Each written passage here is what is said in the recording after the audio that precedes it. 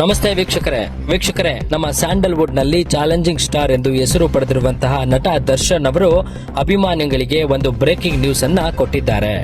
ಸಾಕಷ್ಟು ವಿಚಾರಗಳಲ್ಲಿ ಮತ್ತು ಪ್ರಕರಣಗಳಲ್ಲಿ ಸದ್ದು ಮಾಡುತ್ತಿದ್ದಂತಹ ನಟ ದರ್ಶನ್ ಅವರು ಇಂದು ಅಭಿಮಾನಿಗಳಿಗೆ ಅವರ ಹುಟ್ಟುಹಬ್ಬದ ಬಗ್ಗೆ ಹೇಳಿಕೊಂಡಿದ್ದಾರೆ. ನನ್ನ ಪ್ರೀತಿಯ ಸೆಲೆಬ್ರಿಟಿಗಳಿಗೆ ಕ್ಷಮೆ ಯಾಚಿಸುತ್ತೇನೆ, ಯಾಕೆಂದ್ರೆ ಈ ವರ್ಷ ನಾನು ಹುಟ್ಟುಹಬ್ಬವನ್ನ ಆಚರಿಸಿಕೊಳ್ಳಲು ಸಾಧ್ಯವಾಗುತ್ತಿಲ್ಲ.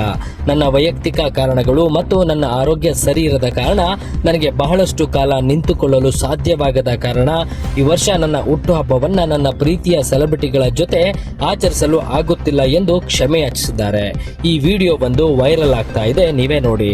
ಯಾಕಂದ್ರೆ ನಿಂತ್ಕೊಂಡು ನಾನು ಆಕ್ಚುಲಿ ಎಲ್ರಿಗೂ ವಿಶ್ ಮಾಡೋಕ್ಕೆ ನನ್ನ ಕೈಲಿ ಆಗಲ್ಲ ಅಂತ. ಯಾಕಂದ್ರೆ ಯಾವಾಗ ಇಂಜೆಕ್ಷನ್ ತಗೊಳ್ತೀನೋ ಒಂದು 15-20 ದಿನ ಅಲ್ಲಿ ಬಿ ಓಕೆ, ಬಟ್ ಆಮೇಲೆ ಮತ್ತೆ ಅದ್ರ ಪವರ್ ಕಮ್ಮಿ ಆಗ್ತಿರಂಗೆ ಪೇನ್ ಸ್ಟಾರ್ಟ್ ಆಗುತ್ತೆ. ಸೊ ಆಪ್ರೇಷನ್ ಅನ್ನೋದು ಕಟ್ಟಿಟ್ಟು ಬುತ್ತಿ, ಅದು ಎಲ್ರಿಗೂ ಗೊತ್ತು, ನನಗೂ ಗೊತ್ತಿಲ್ಲ. ಸೊ ಅದಂತೂ ಮಾಡಿಸ್ಲೇಬೇಕು ನಾನು.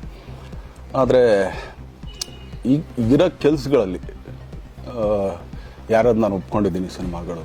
ಸೊ ಯಾಕಂದರೆ ನಾನೆಲ್ಲ ನನ್ನ ನಿರ್ಮಾಪಕರಿಗೂ ಥ್ಯಾಂಕ್ ಹೇಳೋಕ್ಕೆ ಇಷ್ಟಪಡ್ತೀನಿ. ಯಾಕಂದರೆ ಇಷ್ಟು ದಿನ ಕಾದರು.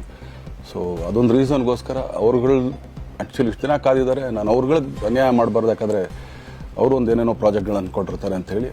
ಸೊ ಅದಕ್ಕೋಸ್ಕರ ಸ್ವಲ್ಪ ಇದು ಮಾಡ್ತಾ ಇದ್ದೀನಿ. ಯಾಕಂದ್ರೆ ವೀಕ್ಷಕರೇ, ನಮ್ಮ ಸ್ಯಾಂಡಲ್ವುಡ್ ನಲ್ಲಿ ಚಾಲೆಂಜಿಂಗ್ ಸ್ಟಾರ್ ಎಂದು ಹೆಸರು ಪಡೆದಿರುವಂತಹ ನಟ ದರ್ಶನ್ ಅವರು ಅಭಿಮಾನಿಗಳಿಗೆ ಒಂದು ಬ್ರೇಕಿಂಗ್ ನ್ಯೂಸ್ ಅನ್ನ ಕೊಟ್ಟಿದ್ದಾರೆ.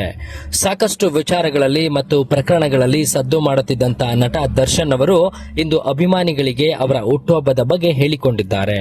ನನ್ನ ಪ್ರೀತಿಯ ಸೆಲೆಬ್ರಿಟಿಗಳಿಗೆ ಕ್ಷಮೆ ಯಾಚಿಸುತ್ತೇನೆ, ಯಾಕೆಂದ್ರೆ ಈ ವರ್ಷ ನಾನು ಹುಟ್ಟುಹಬ್ಬವನ್ನ ಆಚರಿಸಿಕೊಳ್ಳಲು ಸಾಧ್ಯವಾಗುತ್ತಿಲ್ಲ.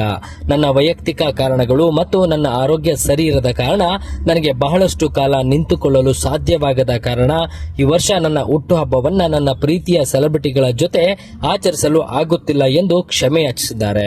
ಈ ವಿಡಿಯೋ ಬಂದು ವೈರಲ್ ಆಗ್ತಾ ಇದೆ, ನೀವೇ ನೋಡಿ. ಸೊ ಇದೊಂದ್ಸಲಿ ದಯಮಾಡಿ ಕ್ಷಮೆ ಇರಲಿ. ಸೊ ಖಂಡಿತ, ಬಟ್ ಆದಷ್ಟು ಬೇಗ ನಿಮ್ಗಳಿಗೆ ಸಿಗ್ತೀನಿ ನಾನು. ಅದು ಯಾವಾಗ ಅಂತ ಹೇಳ್ತೀನಿ.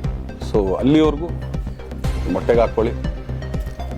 ನೀವು ಹೆಂಗೆ ಆ್ಯಕ್ಚುಲಿ ದರ್ಶನ್ಗೆ ಹೋಗ್ಲಿ ಪಾಪ, ಆಯ್ತು ಇದು ಸಲ ಬಿಟ್ಬಿಡೋಣ ಅಂತೇಳಿ. ಸೊ ಈ ಸಲ ಬರ್ಡೇಗೆ ನಾನು ಸಿಗಲಿಲ್ಲ ಅಂತಂದಕ್ಕೆ ದಯಮಾಡಿ ಇದೊಂದು ಕ್ಷಮೆ ಇರಲಿ. ಯಾಕಂದ್ರೆ ಎಲ್ಲ ಪಾಪ ದೂರಗಳಿಂದ ಬರ್ತೀರಾ, ಎಲ್ಲ ಮಾಡ್ತೀರಾ. ಸೊ ಬಂದಾಗ ಎಲ್ಲೋ ಒಂದು ಬಿಲ್ಡಿಂಗ್ ಮೇಲೆ ನಿಂತ್ಕೊಂಡು ನಾನು ಸುಮ್ಮನೆ ಕೈ ವೇ ಮಾಡೋದು ನನಗೆ ಮನ್ಸಿಗೆ ಅದು ಒಪ್ಪಿಗೆ ಆಗಲ್ಲ. ಸೊ ಅದು ನನಗೇನೆ ಇಷ್ಟ ಆಗಲ್ಲ. ಯಾಕಂದ್ರೆ ಪ್ರತಿ ಸಲ ಕೈ ಕೊಟ್ಟೆ ಎಲ್ರಿಗೂ ಕೂಡ ಸಿಗ್ತಾ ಇದ್ದೀವಿ ನಾವು. ಸೊ ಆದ್ದರಿಂದ ದಯಮಾಡಿ ಒಂದ್ಸಲಿ ನನ್ನ ಮೇಲೆ ಕ್ಷಮೆ ಇರಲಿ ಅಂತ ಕೇಳ್ಕೊಳ್ತೀನಿ. ಮತ್ತಷ್ಟು ಸುದ್ದಿಗಳಿಗಾಗಿ ನೋಡ್ತಾ ಇರಿ ಪಬ್ಲಿಕ್ ನ್ಯೂಸ್ 24x7. ಇದು ಸತ್ಯದ ಧ್ವನಿ.